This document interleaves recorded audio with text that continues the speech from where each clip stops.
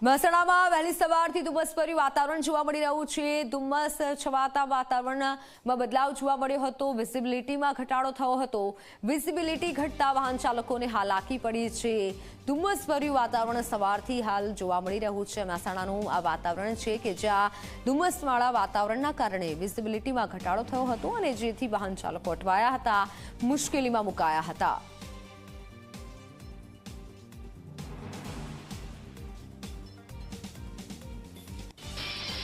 જ્યારે રાજકોટના ઉપલેટા અને ધોરાજીના વાતાવરણમાં પણ પલટો આવ્યો છે। બંને તાલુકાના ગ્રામ્ય વિસ્તારમાં વાતાવરણ બદલાયું છે।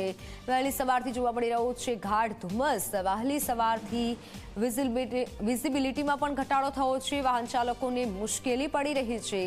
પોલીસે લોકોને ધીમી ગતિએ વાહન ચલાવવા માટે અપીલ કરી છે। ધુમ્મસના કારણે ચણા, જીરું, ડુંગળી, ઘઉં, ધાણાના પાકને નુકસાનની ભીતિ સેવાઈ રહી છે। ઓનલાઈન પર સંવાદદાતા દિનેશ જોડાઈ ચૂક્યા છે। દિનેશ, હાલ રાજકોટનો કેવો માહોલ છે? દિનેશ,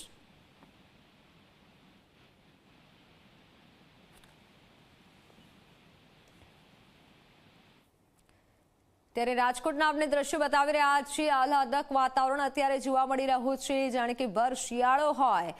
વિઝિબિલિટી ઘટતા જો કે વાહન ચાલકો મુશ્કેલીમાં મુકાયા હતા। જોડાઈ ચૂક્યા છે સંવાદદાતા દિનેશ। દિનેશ, વાતાવરણમાં કેવો બદલાવ જોવા મળી રહ્યો છે, કેવો માહોલ છે રાજકોટમાં?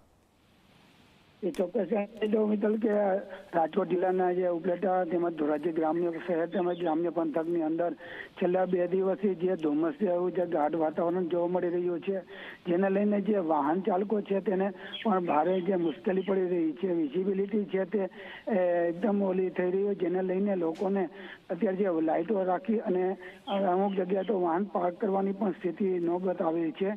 ખાસ કરીને જે રવિ પાક છે, ધાણા, જીરું, જે પાકો છે, ઘઉં વગેરે પાકોને ત્યાં જે નુકસાન થવાની જે ભીતિ સેવાઈ રહી છે।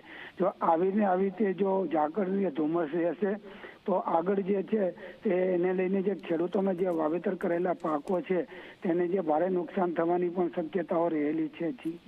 બિલકુલ, આભાર માહિતી બદલ દિનેશ।